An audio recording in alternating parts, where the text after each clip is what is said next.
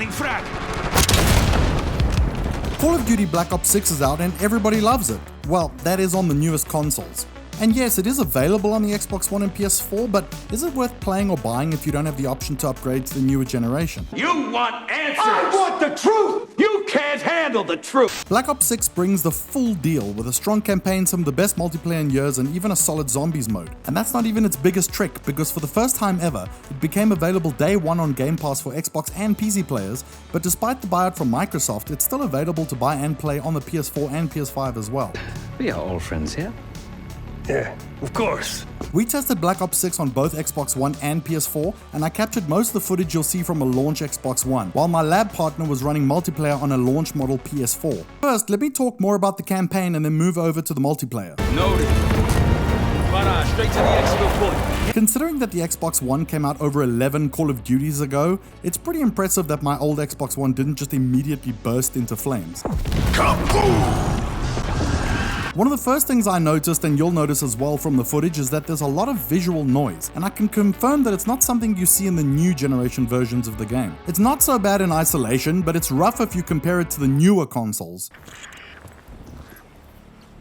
Still haven't warmed up to that salve yet, but hey, at least we didn't get killed in our sleep.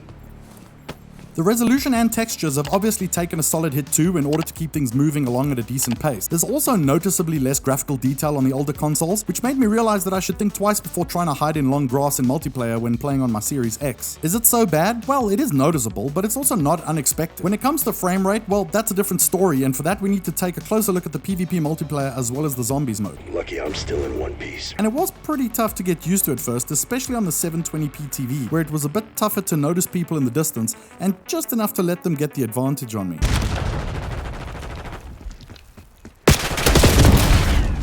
Across all the modes, the frame rate also really jumped all over the place at times and was far from consistent, ultimately delivering an uneven experience compared to the 60 or even 120 FPS modes on the newer consoles. While they tried to target 60 FPS where possible, the Xbox One was sitting more around the 40 FPS range and the PS4 a little higher in the 50 FPS range. Motion blur is also a lot more noticeable too, which I don't mind, but overall it runs okay and the loading times weren't too terrible either. Here's the thing though, what we did find across both our time on the Xbox One and the PS4 is that we may have struggled a bit to begin with, but after a bit of time both of us reported back that we had gotten used to it and kinda just stopped thinking about it, and I quickly found myself managing to do rather well and even sit on the top end of some leaderboards when the rounds were over.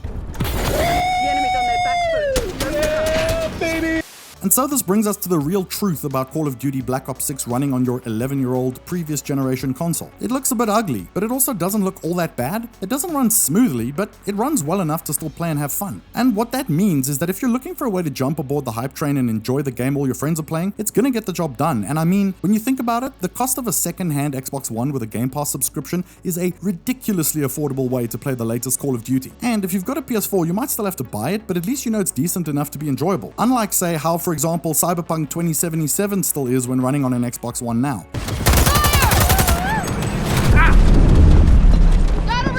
If you want to kick ass and take names, top all the leaderboards or have the best experience, you need to be packing one of two things: a big bag of money to buy a new generation console, or a colossal amount of skill and talent. Boom, headshot! Boom, headshot! Boom!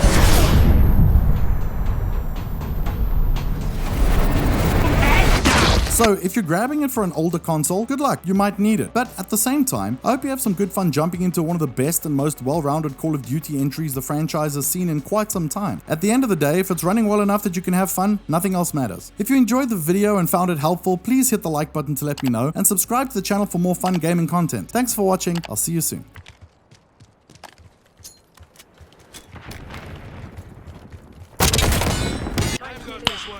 Nice.